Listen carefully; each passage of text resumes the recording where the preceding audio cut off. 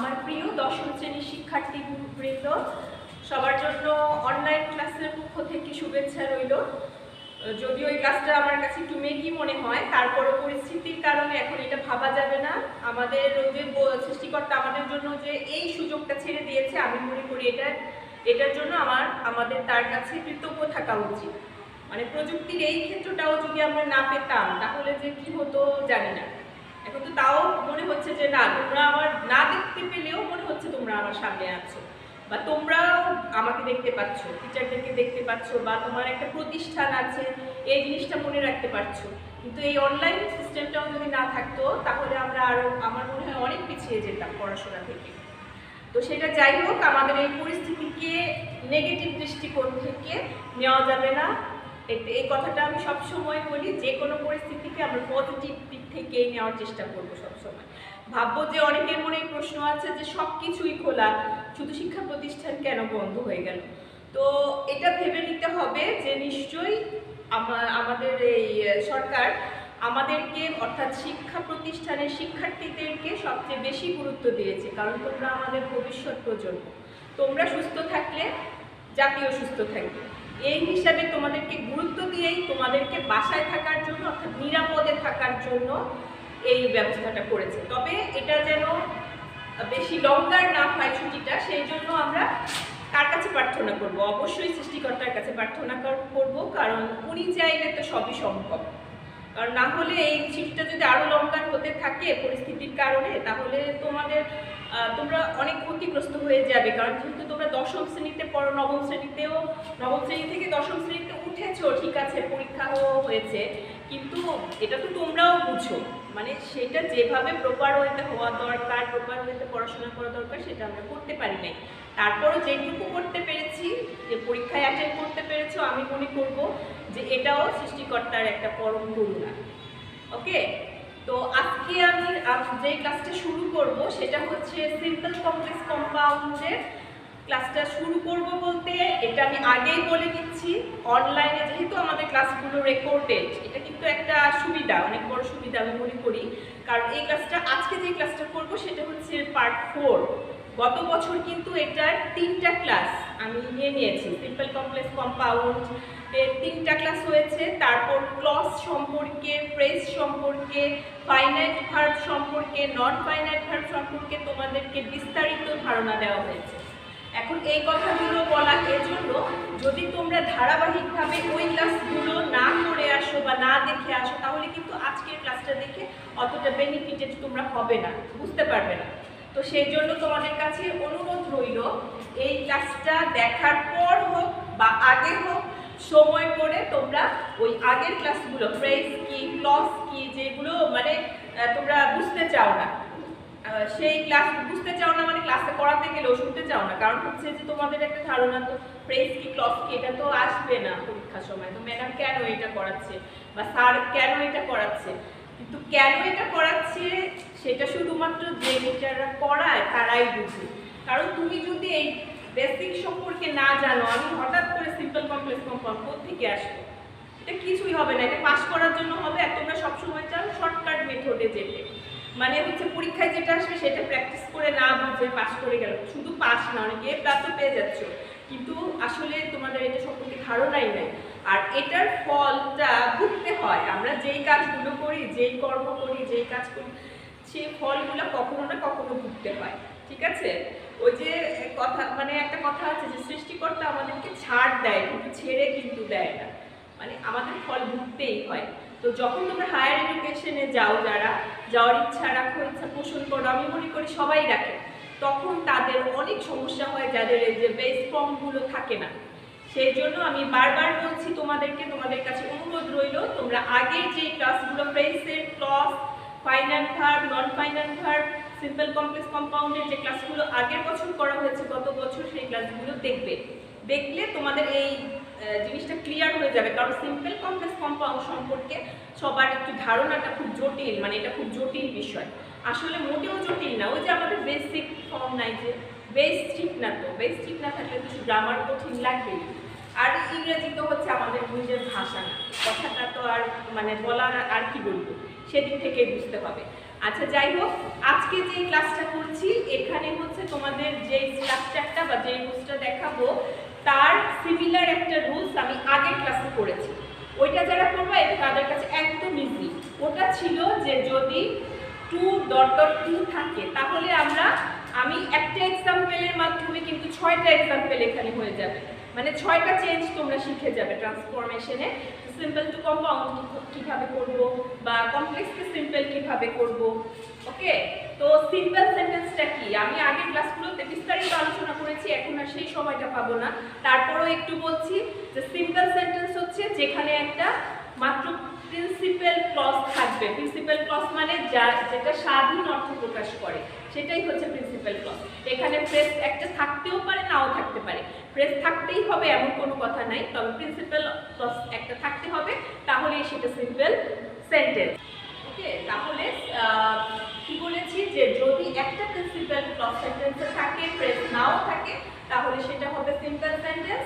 আর complex sentence হচ্ছে যে সেন্টেন্সের মধ্যে একটা সিম্পল ক্লজ, একটা প্রিন্সিপাল ক্লজ আর একটা সাবঅর্ডিনেট ক্লজ থাকে, সেটা হচ্ছে কমপ্লেক্স সেন্টেন্স। ওকে, আর কম্পাউন্ড সেন্টেন্সে কি থাকতে হবে? কম্পাউন্ড সেন্টেন্স হওয়ার শর্ত হচ্ছে দুইটাই প্রিন্সিপাল ক্লজ থাকতে হবে আর মাঝখানে একটা কনজাংশন থাকবে। তো এই কথাগুলো যদি এই যে কথাগুলো এটা কিন্তু আমি সংক্ষেপে বললাম, তোমরা যদি আগের ক্লাসগুলো দেখো তাহলে একদম ইজি হয়ে যাবে। ওকে, কারণ ক্লজ বলছি, ক্লজে কি এটাই যদি না বুঝো তাহলে ক্লজ ক্লজ করে চিৎকার করলে তো লাভ হবে না। তো সেজন্য আগের ক্লাসগুলো দেখে তারপরে এই ক্লাসটায় আসবে পার্ট 4 এ। আমাদের প্রথম সেন্টেন্সটা দেখো, প্রথম সেন্টেন্সটা আছে the girl is innocent enough to believe any man. আগে বলেছি ট্রান্সফরমেশন করতে হলে বাক্যটাকে তোমার চিনতে হবে আগে, তারপর না তুমি পরিবর্তন করবে। পরীক্ষায় তো আর এটা লেখা থাকবে না যেটা সিম্পল সেন্টেন্স। আমরা কিভাবে চিনবো খেয়াল করো, the girl is innocent enough to believe any man, অর্থাৎ মেয়েটা এতটাই নিষ্পাপ ছিল যে সে যে কোনো মানুষকে বিশ্বাস করত। তার মানে এটা স্বাধীন অর্থ প্রকাশ করছে একটা। তো স্বাধীন অর্থ প্রকাশ করা মানে এটা প্রিন্সিপাল ক্লজ, তার মানে এটা সিম্পল সেন্টেন্স। এরপরে আসো যে এখানে স্ট্রাকচারটা কি আছে। The girl is innocent, innocent মানে কি?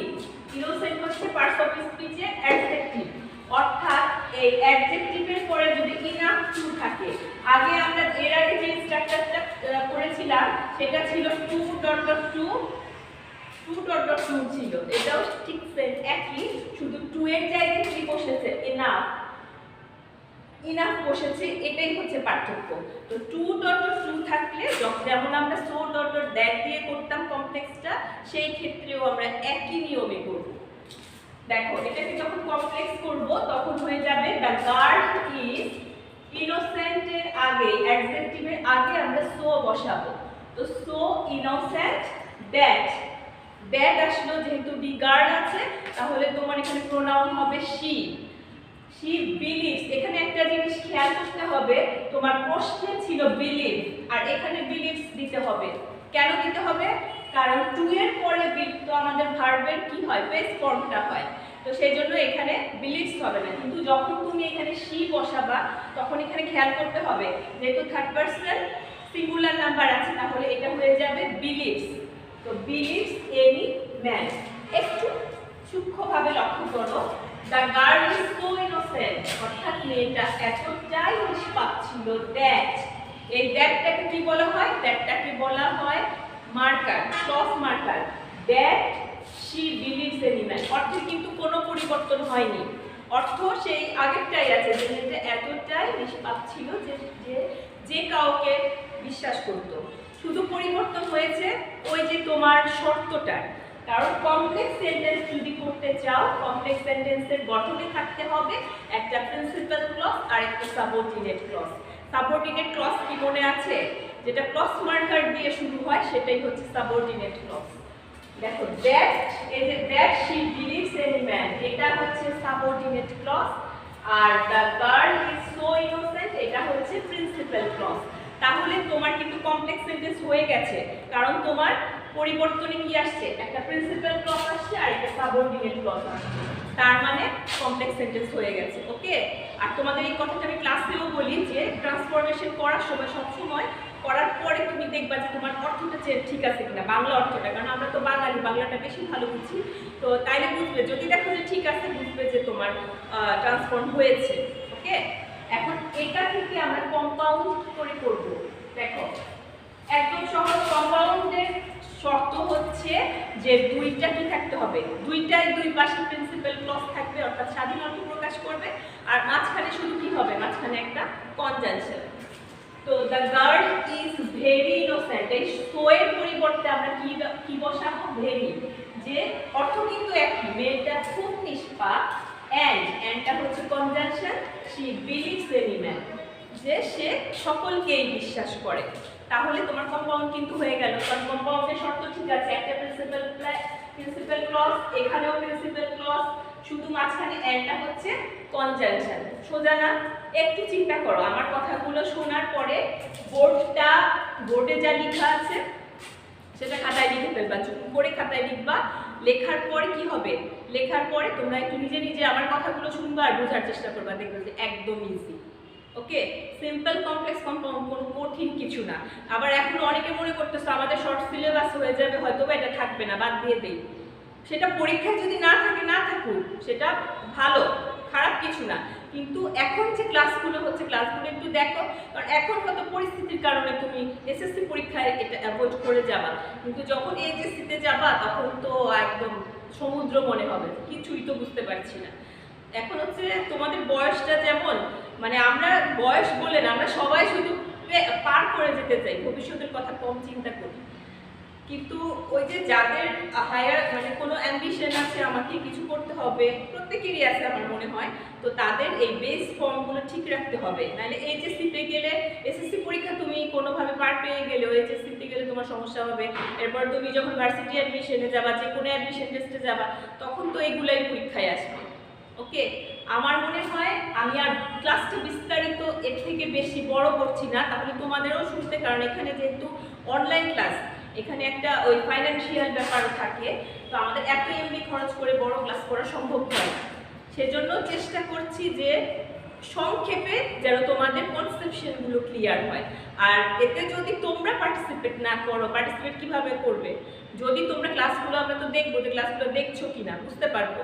যদি দেখি যে মানে ক্লাসগুলোতে তোমরা পার্টিসিপেট করছো, তখন ক্লাসটা করার আগ্রহ আমাদেরও থাকবে। আর যদি দেখি ক্লাস দেখো না, তখন আমাদের আস্তে আস্তে মানে আগ্রহ কমে যাবে, আলটিমেটলি ক্ষতিগ্রস্ত তোমরাই হবে। ঠিক আছে, আমি জানি আমার শিক্ষার্থীরা অনেক ভালো, আমাদেরকে অনেক ভালোবাসে, পড়াশোনা করতে চায়, এই জন্য অনুরোধ থাকবে, বাসায় আর যাই করো না কেন অনলাইন ক্লাসগুলো দেখো।